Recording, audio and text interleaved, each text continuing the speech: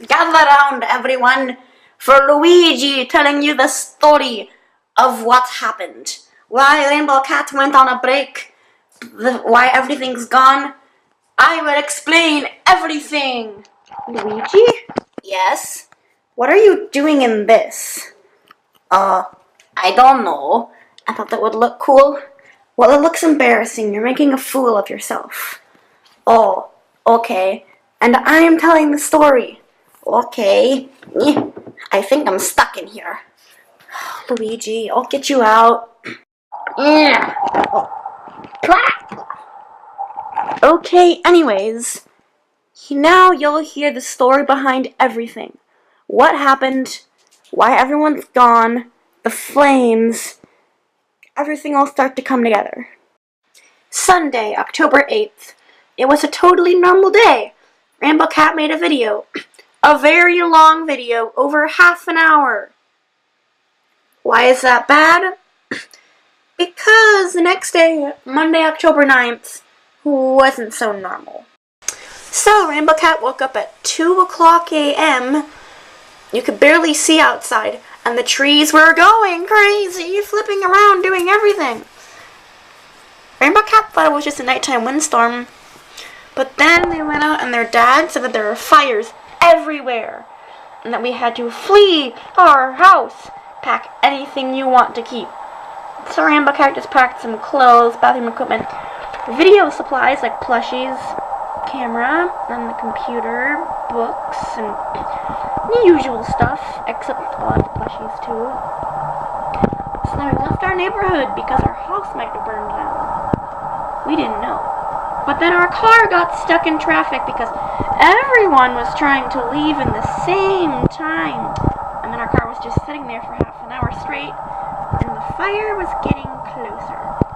Suddenly we saw a house behind us explode into flames.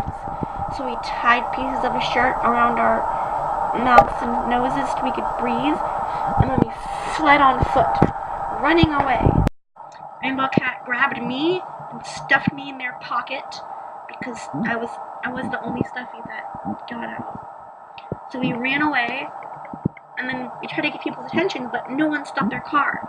And then finally, somebody did, and they took us to the supermarket downtown, away from the fires. But the fires were still getting closer, and we had to go somewhere. We had a friend that lived close to that supermarket, so we walked over to their house, and then we picked up their car and drove it to our friends' houses in a nearby town that was way far from the fires. And then they provided us temporary refuge. We wetted our masks and just kind of got calmed down there. But it was still nighttime, so we had to go to sleep. A bunch of people came to that friend's house because a bunch of their houses were in danger. There were so many people and so many pets too. There were, let's see, 2, 3, 4, 5. There were 6 dogs, 2 horses, and a cat. And then there were 15 people, all in one house, escaped from the fire. And then we just stayed there for the rest of the day after we woke up. Of course, we checked the news, and fires were destroying pretty much the whole town. Dad went back to check on the houses, and our friends' houses were fine, but ours wasn't so lucky. The whole house had burned to the ground. There was still the roof, a fountain, and a statue. Everything else was rubble, though. And our car, a few streets away, was also totaled. Burnt to a crisp. Gone! Our lives were gone! Everything except for our lives. And a few things. We were feeling sad, but also grateful, because we barely escaped with our lives, including me. And then also, all this bad news made us really hungry. It was so delicious. We went outside, and it was like the surface of an alien planet. The sky was a vivid orangey pink color. Ashes were falling from the sky, and it still smelled like smoke. But we wanted to go to somewhere that was more welcoming than a crowded house. And we did have a truck from our friends, so we decided to go to our grandparents' house in an even farther away town.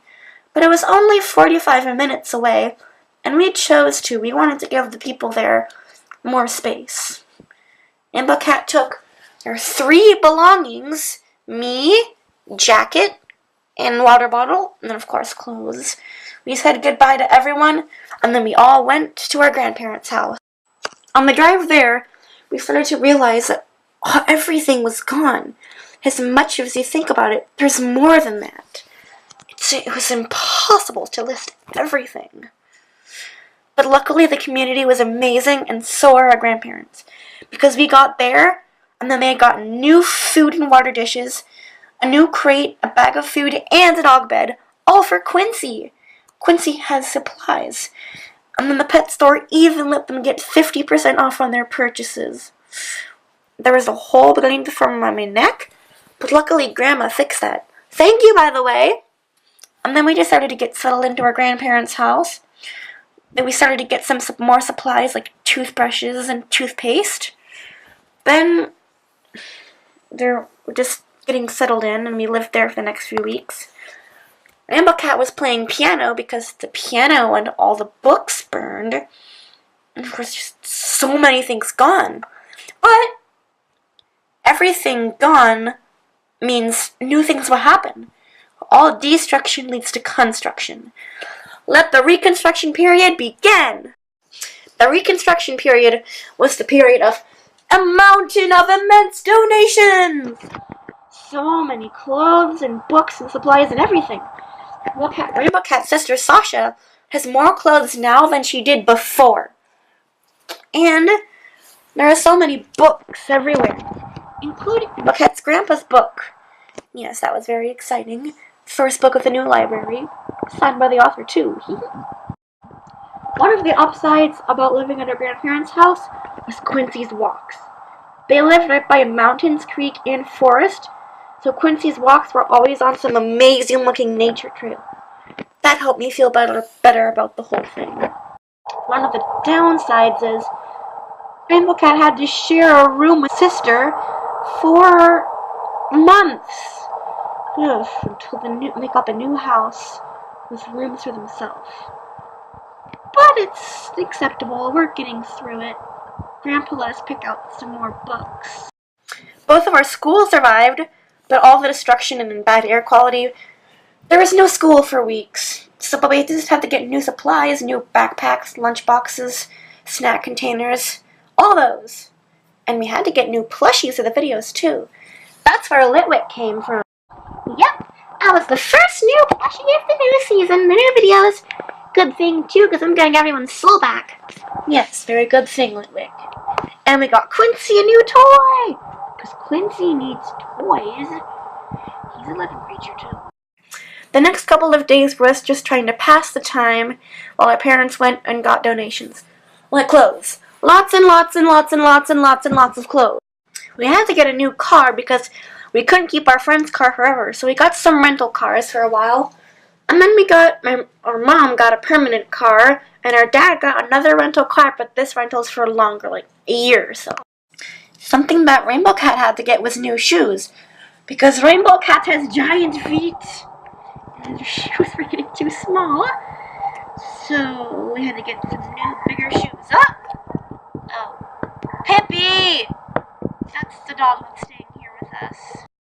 Once the new phone had asked for donations, Rainbow Cat contacted friends, and they all met up and talked to each other, and none of the friends lost their homes.